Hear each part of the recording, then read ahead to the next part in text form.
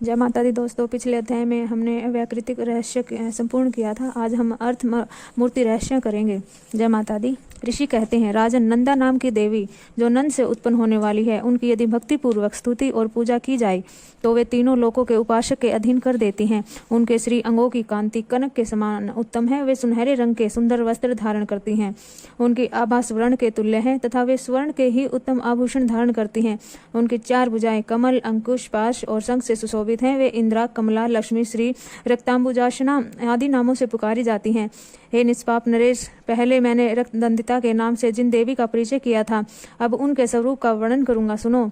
वह सब प्रकार के भयों को दूर करने वाली हैं। वे लाल रंग के वस्त्र धारण करती हैं। उनके शरीर का रंग भी लाल ही है और अंगों के समस्त आभूषण भी लाल रंग के हैं। उनके अस्त्र, शस्त्र, नेत्र, सिर के बाल, तीखे नख और दांत भी रक्त वर्ण के हैं, इसलिए वे रक्तदंतिता कहलाती हैं और अत्यंत भयानक दिखाई देती हैं। जैसे स्त्री पति के प्रति अनुराग रखती है, उसी प्रकार देवी अपने भक्तों पर माता की भांति स्नेह रखते हुए उनकी सेवा करती हैं। देवी रक्तदंतिता आकार वसुधा की भांति विशाल है। उनके दोनों स्तन सुमेरु पर्वत के समान हैं। वे लंबे चौड़े, अत्यंत स्थूल एवं बहुत ही मनोहर हैं। कठोर होते हुए वे अत्यंत कमनीय हैं तथा पूर्ण आनंद के समुद्र हैं। संपूर्ण कामनाओं की पूर्ति करने वाले ये दोनों स्तन देवी अपने भक्तों को पिलाती हैं।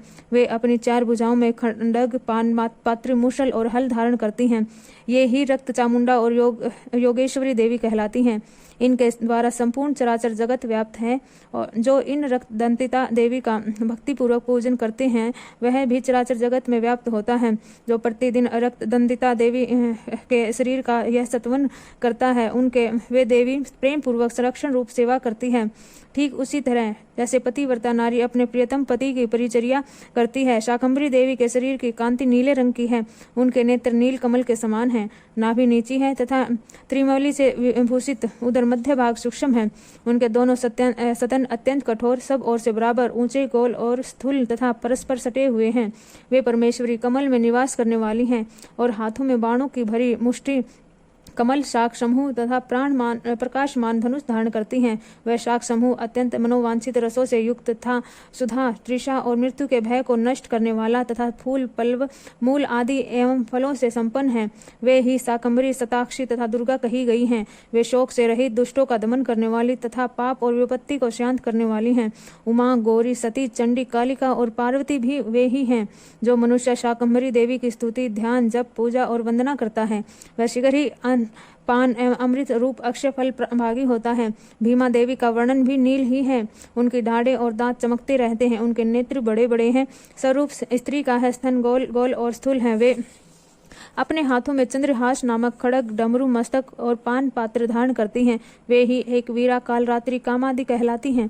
इन नामों से प्रशंसित होती हैं। भामरी देवी की कांति अनेक रंग की है। वे अपने तेजोमंडल के कारण दुर्दश दिखाई देती हैं। उनका रंग अंग राग भी अनेक रंग का है।